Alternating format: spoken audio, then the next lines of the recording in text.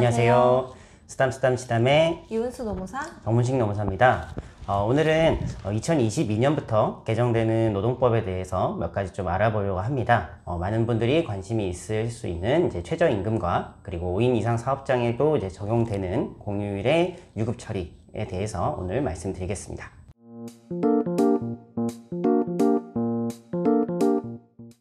새해부터 바뀌는 노동법 중에 제일 중요한 것이 최저임금인데요. 1월 1일부터 최저임금이 바뀐다고 하는데 얼마인가요?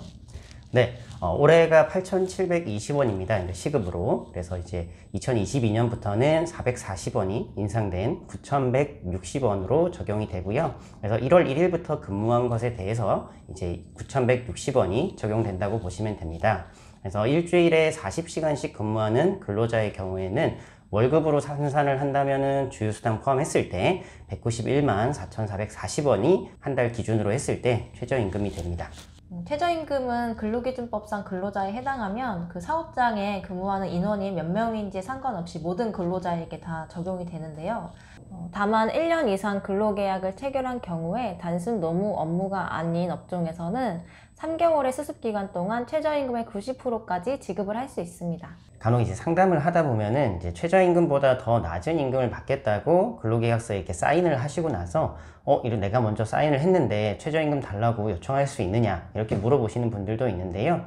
법에 따르면은 이제 최저임금에 미달하는 근로계약 자체가 무효이기 때문에 여러분들이 사인을 했다 하더라도 이제 최저임금 미달이 된다고 했을 때는 노동청에 신고를 하실 수가 있습니다. 그래서 이런 부분들을 헷갈리지 않으시면 좋을 것 같고요. 이 최저임금이 인상되면 산재보상금에도 변화가 생기는데요. 지금 산재보험법에서는 휴업급여로 평균임금의 70%를 지급을 하고 있습니다.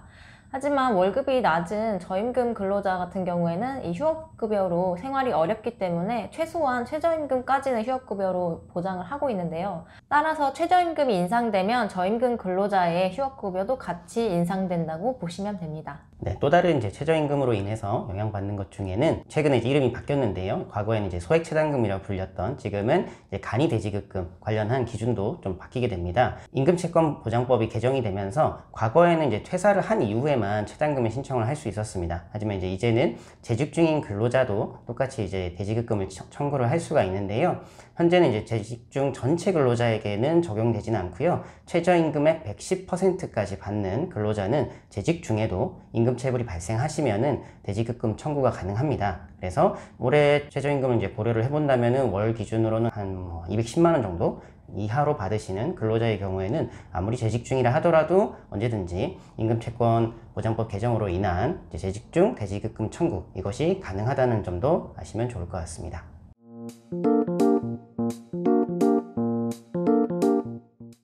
두 번째로 말씀드릴 것은 이제 공휴일이 이제 앞으로는 유급으로 모두 다 처리가 된다라는 내용인데요. 과거 이제 2년 전부터 큰 사업장부터 이제 공휴일이 이제 근로기준법에서도 유급으로 처리되게끔 적용이 되어 왔습니다. 2022년부터는 5인 이상 사업장, 대부분 사업장이죠.에 대해서는 모두 다 이제 공휴일은 무조건 유급으로 처리된다라는 식으로 개정이 되는데 우선 이제 공휴일과 근로기준법상 휴일에 대해서 먼저 좀 말씀을 좀 듣고 이제 구체적인 내용 이야기 드리겠습니다. 네, 공휴일은 관공서의 공휴일에 관한 규정에 따라서 이제 정해진 것으로 일반적으로 빨간 날이라고 불리는 날인데요.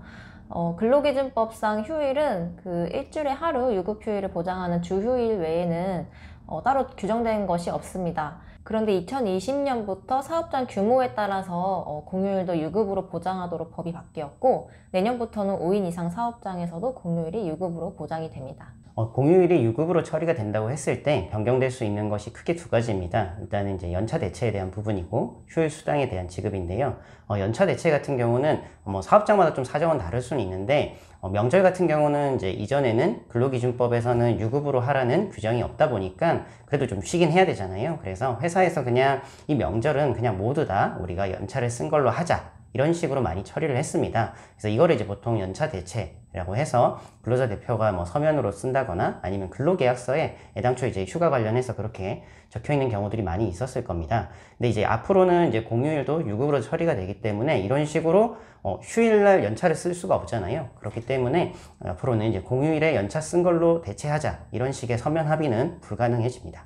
이렇게 공휴일도 근로기준법상 유급휴일이 되기 때문에 공휴일에 근무를 하게 되면 시급은 통상 시급의 1.5배를 지급해야 합니다. 그런데 만약에 공휴일에 하루 8시간 이상 근무를 했다고 하면 이 초과 근무에 대해서는 휴일수당과 초과 근무수당이 모두 적용되기 때문에 시급의 200% 2배를 지급을 해야 하는데요. 이렇게 바뀌는 규정은 내년 1월 1일부터 바로 시행이 되니까 이렇게 수당이나 연차 사용에 대해서 5인 이상 사업장은 주의를 하셔야겠습니다. 이렇게 두 가지 2022년부터 바로 적용되는 그 노동법 관련한 내용들을 좀 살펴보았고요. 영상 보시고 나서 궁금한 게 있으시면 편하게 댓글 달아주시면 저희가 답변 올려드리겠습니다. 오늘 영상이 도움이 되셨다면 좋아요와 구독 부탁드립니다. 네, 앞으로도 유익한 정보 많이 말씀드리도록 하겠습니다. 감사합니다. 감사합니다.